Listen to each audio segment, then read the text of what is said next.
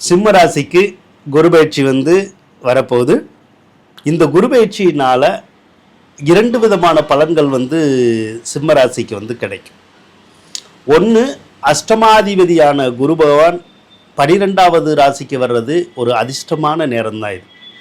ஏன்னா கெட்டவன் கிட்டிடும் ராஜயோகம் அப்படிங்கிற ஒரு பழமொழி மாதிரி ஒன்று இருக்கு. அப்போ ஒரு கெட்ட ஸ்தானத்துக்குடைய ஒரு கிரகம் மறுபடியும் இன்னொரு மறைவு ஸ்தானத்துக்கு கெட்ட ஸ்தானத்துக்கு வர்ற போது அந்த கிரகங்கள் நற்பலனையே கொடுக்கணும் அப்படிங்கிற ஒரு விதி ஜோதிடத்தில் இருக்கு. அப்போ அந்த ராஜயோகம் அப்படிங்கிறது குரு பகவான் உங்களுக்கு கொடுப்பாரான்னு கேட்டால் கண்டிப்பாக கொடுப்பார். இந்த குரு பயிற்சியிலிருந்தே உங்களுக்கு கொடுப்பார்.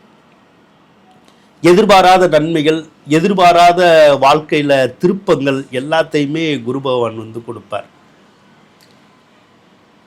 மிகப்பெரிய அதிர்ஷ்டங்கள் எல்லாம் கிடைக்குதில்ல, அது இந்த காலத்தில் தான் கிடைக்கும். எதிர்பாராத நன்மைகள் எல்லாம் நடக்குதில்ல, அது இந்த காலத்தில் தான் நடக்கும். செலவுகள் கூட வரும்.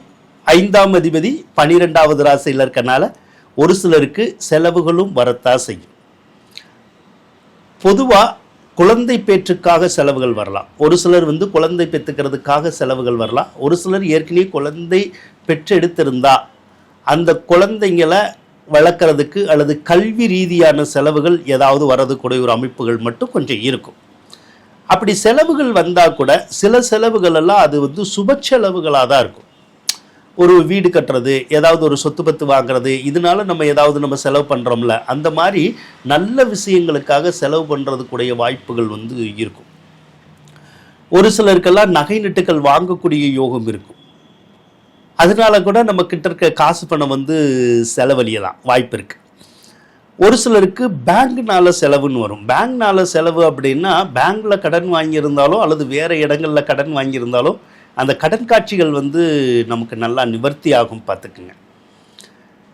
அதே மாதிரி மகிழ்ச்சிகரமான சம்பவங்களை நம்ம வீட்டில் நடத்துகிறோம்ல, ஒரு கல்யாணம் நடக்கிறது, ஒரு காது குத்து வைக்கிறது, அல்லது ஏதாவது சடங்குகள் செய்கிறது, வீடு கட்டுறது, பால் காட்சி குடி போகிறது, இந்த மாதிரிலாம் செய்கிறோம்ல, இந்த மாதிரியான சுபகாரியங்களையும் நம்ம வீட்டில் நடத்தி தரும் அந்த குரு பகவான். அதனால நமக்கு மகிழ்ச்சி வரத்தானே செய்யும், சந்தோஷம் இருக்கத்தானே செய்யும், கண்டிப்பாக இருக்கும்.